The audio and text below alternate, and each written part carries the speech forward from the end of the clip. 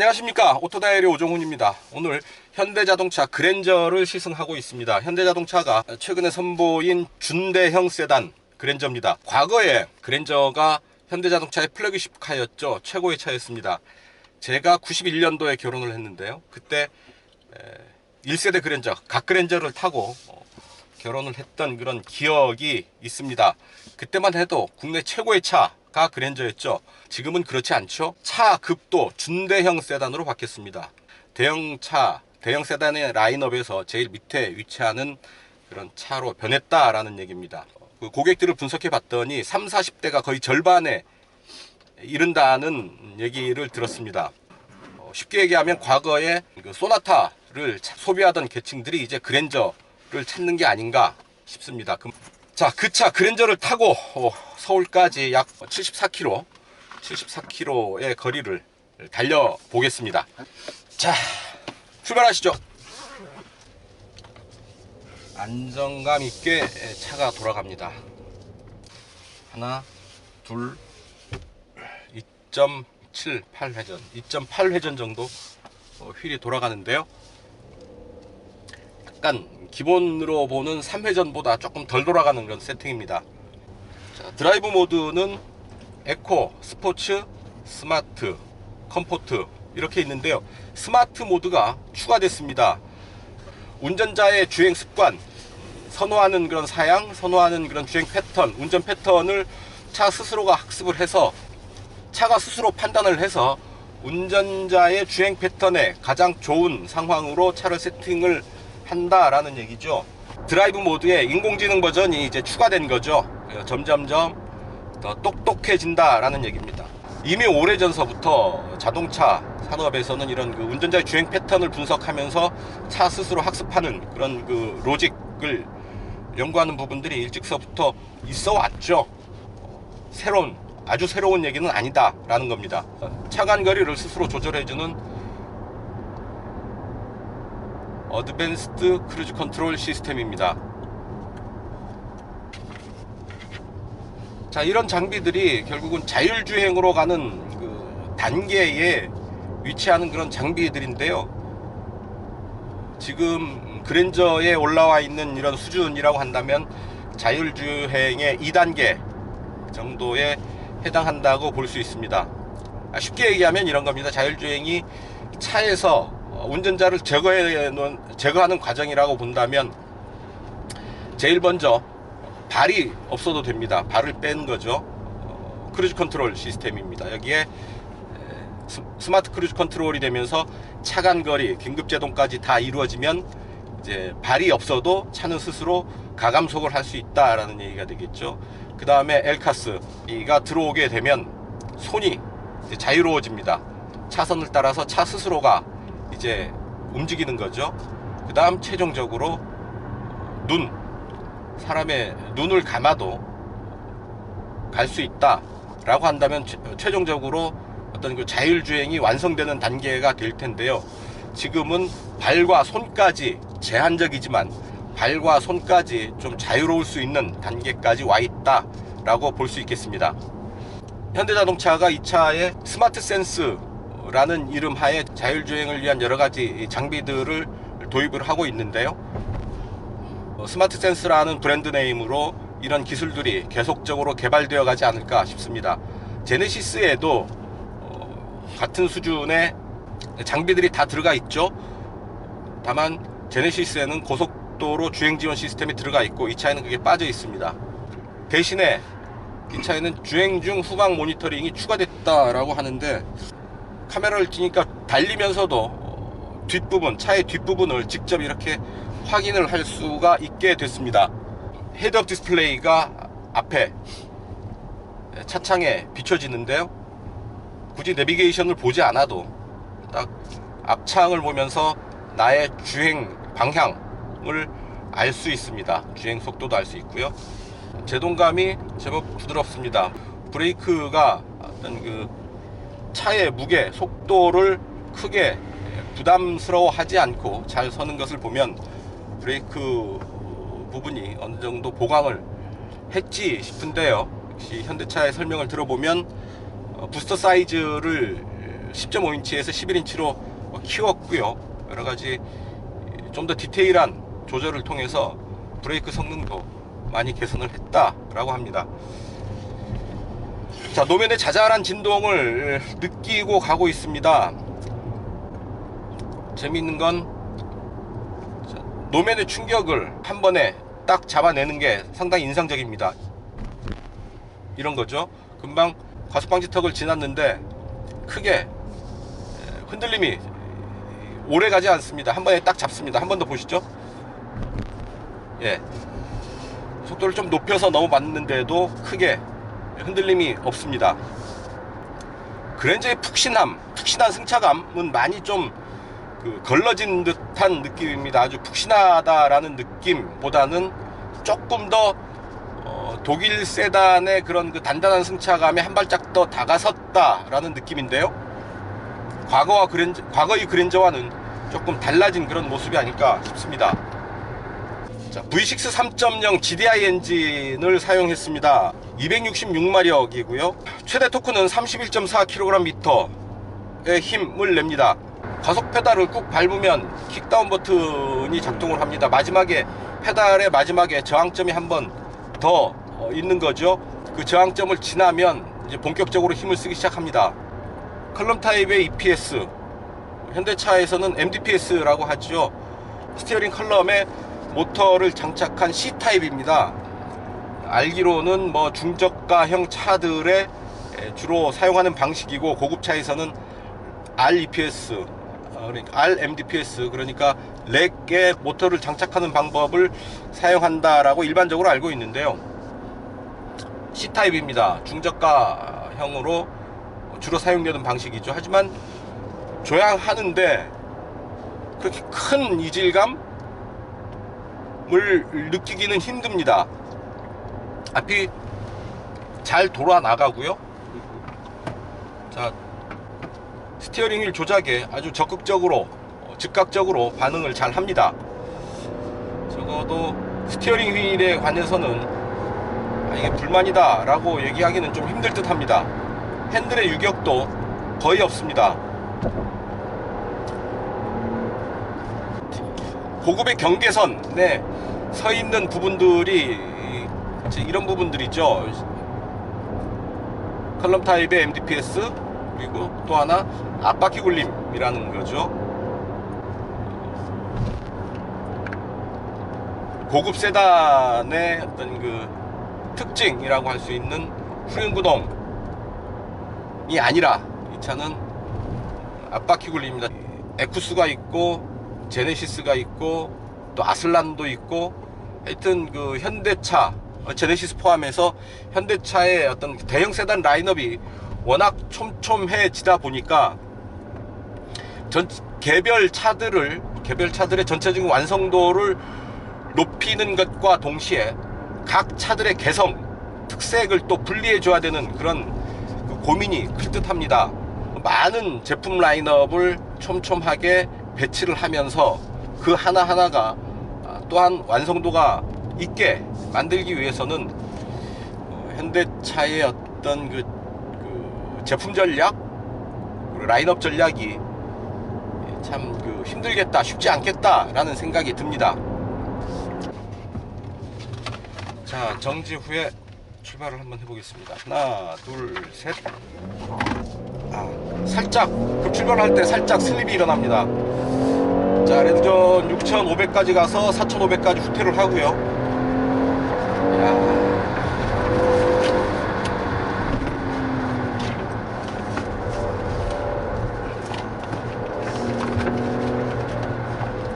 브레이크도 좋고요. 가속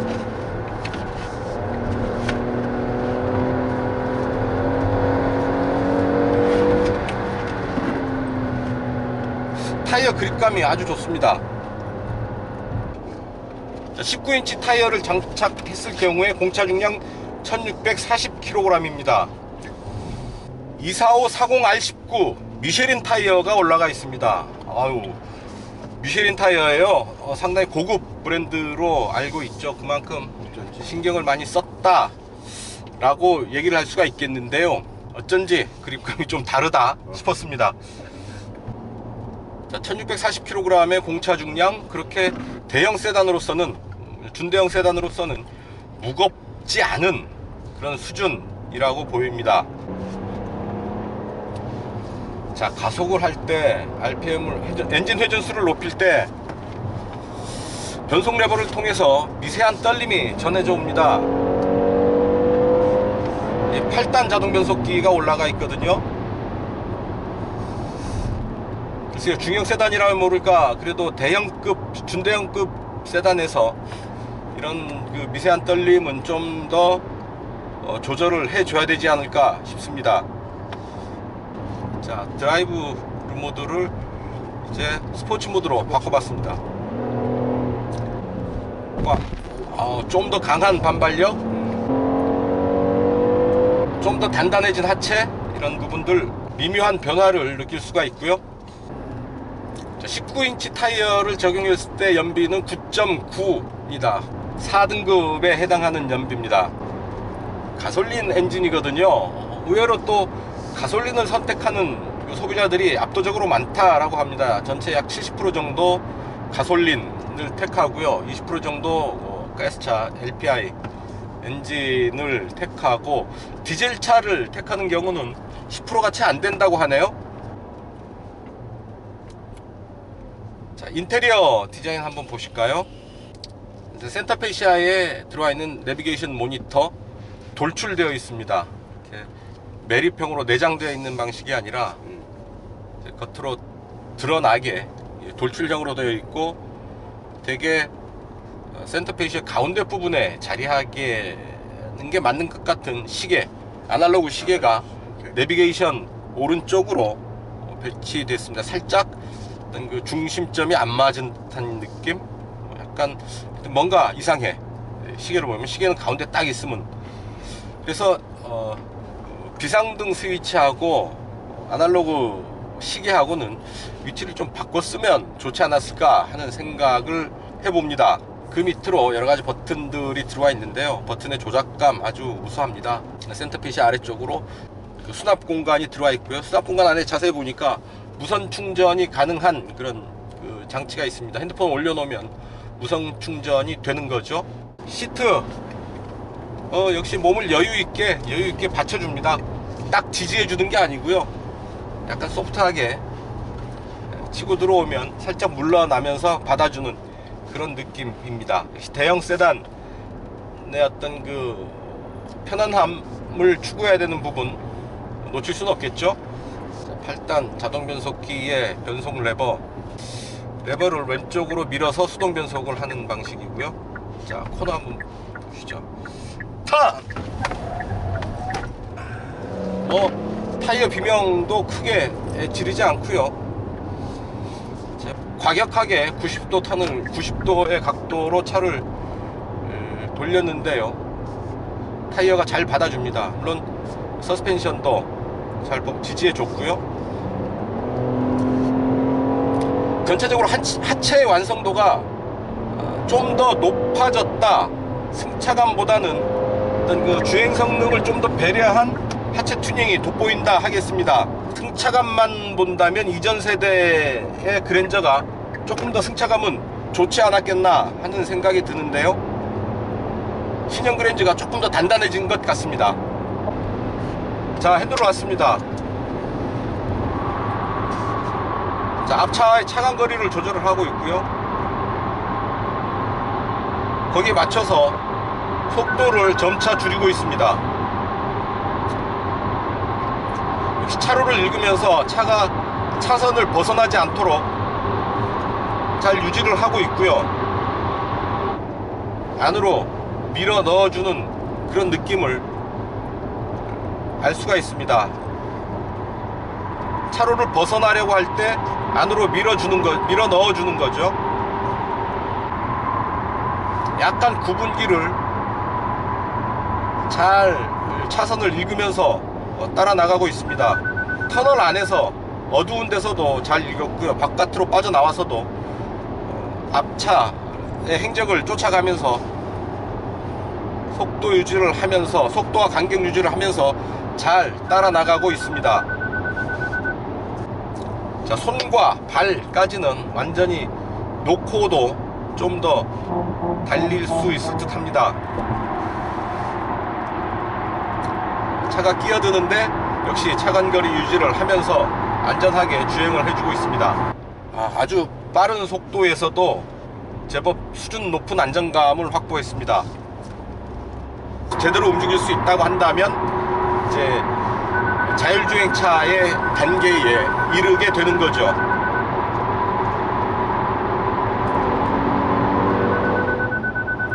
자, 시속 100에서 RPM은 거의 1600까지도 떨어집니다. 자, 고속주행 다시 가속할 때의 엔진 소리 조금 더 키워도 좋을 듯 합니다. 아주 얌전한 소리가 계속 이제 제어되면서, 잘 제어되면서 톤을 높이는데요. 스포츠 모드에서 풀 스로틀 할 때는 엔진 소리를 이보다 조금 더 키워도 좋지 않을까 하는 생각을 하게 됩니다. 물론 지금 수준에서도 충분히 좋습니다. 가속 페달을 꾹 밟으면 잠깐 한 템포 쉬고 가속을 받기 시작합니다. 9,500까지 치고 올라가고요. RPM이 5,500으로 떨어집니다. 자, 금방 속도를 올리는데요. 주행 안정감 상당합니다. 바람 소리는 제법 들리고요.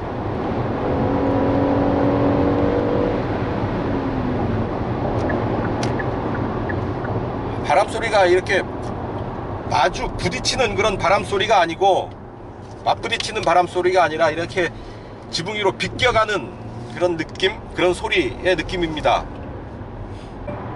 FM 107.7 FM 107.7 방송을 수신합니다. 네, 말씀하세요. 내비게이션 화면으로 이동합니다. 네, 말씀하세요. 목적지 설정. 경기도 내에서 가고자 하는 목적지를 말씀하시거나 특별시, 광역시 또는 도 이름을 말씀해주세요. 네, 말씀하세요. 사랑해. USB를 재생합니다. 사랑해 했는데 왜 USB를 제어해? 그 USB 음악에서 사랑이라는 얘기가. 그러게. 농담 삼아 내비게이션 음성 명령 장치 사랑해 했더니 닥치라고 노래나 들려줍니다. 자, 이 오디오 JBL 사운드 시스템을 적용을 하고 있죠. 삼성이 인수했다는 하만 계열의 오디오 브랜드 JBL 시스템이 들어와 있습니다. 자, 이 정도 소리는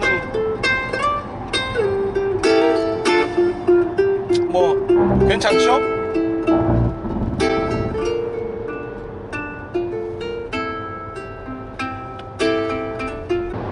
제품의 포지셔닝을 정하기가 참 쉽지 않았을 거라고 짐작을 해봅니다. 그냥 대형 세단이 아니라 준대형 세단이라는 얘기죠. 중형과 대형의 사이에 끼어있는 그런 그 틈새에서 아주 적절한 수준에서 차의 어떤 성격을 잘 만들어냈다라고 보입니다. 네, 뒷좌석에 앉았습니다. 준대형 세단이니만큼 공간에 대한 걱정은 하지 않아도 좋겠고요. 충분한 그런 공간을 확보하고 있습니다. 무릎 앞으로 주먹 2개 이상 공간이 남고요. 약간 비스듬히 기대 앉아도 앞 시트에 몸이 닿지는 않습니다. 다리를 꼬아도 이 정도의 공간을 확보할 수 있고요. 머리 위로도 공간을 파놔 가지고 머리 윗공간도 어느 정도 여유는 있습니다. 주먹 하나가 들어가도 남는 그런 공간인데요. 다만 좌우측으로만 파놔 가지고 가운데 좌석에 앉으면 머리 위가 이렇게 꽉 찹니다. 뒷좌석 가운데 자리는 좀 불편한 자리가 되겠습니다. 아무래도 그럴 수밖에 없겠죠. 암레스트를 내리면 아주 오디오 채널을 선택을 하고 소리를 조절할 수 있는 정도의 버튼이 들어와 있는데요. 버튼의 재질이 상당히 고급스럽습니다. 약간 금속 재질이 섞여 있는 듯한 그런 촉감을 줘서 어떤 그 버튼 작동감이 제법 우수합니다. 그리고 센터 콘솔 뒤쪽으로 이렇게 뒷좌석을 위한 송풍구 들어와 있고요. B필러에 에어백이 장착되어 있는 것을 알 수 있습니다. 지붕은 스웨이드 가죽 재질로 마감을 해서 제법 고급스러운 그런 분위기를 만들어냅니다. 자, 이렇게 햇볕 가리개를 사용을 할 수가 있고요. 자, 그리고 뒷좌석의 도어의 무게감도 제법 묵직해서 고급차를 타는 그런 분위기를 만들어내고 있습니다.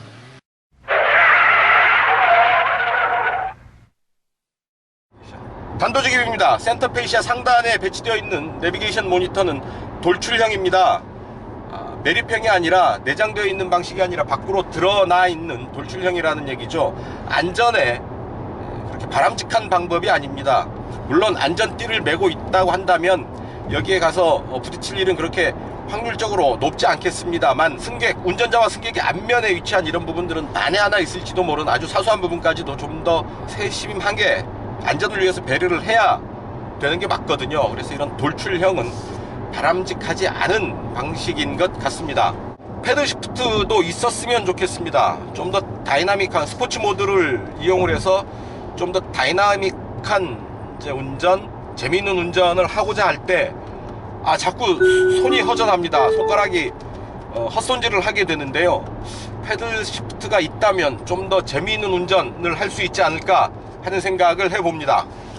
자, 그랜저 V6 3.0 가솔린의 경우에 판매 가격 3,550만원서부터 3,870만원 사이에서 판매가 되는데요. 같은 비슷한 가격대의 수입차, 이를테면 4천만원 이하에서 살 수 있는 수입차를 보면 이렇게 고급 세단이 없습니다. 디자인은 젊어졌고 승차감보다는 차의 어떤 그 주행 질감을 높이는데 조금 더 무게중심을 둔 것으로 보이고요. 실내에 여러가지 편의장비, 안전장비, 스마트한 그런 그 장비들이 대거 투입이 되어 있어서 운전자로 하여금 좀 더 편안하고 안심할 수 있는 주행 환경을 제공하고 있습니다. 자, 그랜저의 선전을 기원해 보면서 오늘 시승은 여기서 마치도록 하겠습니다. 지금까지 저는 오토다이어리 오종훈이었습니다. 감사합니다.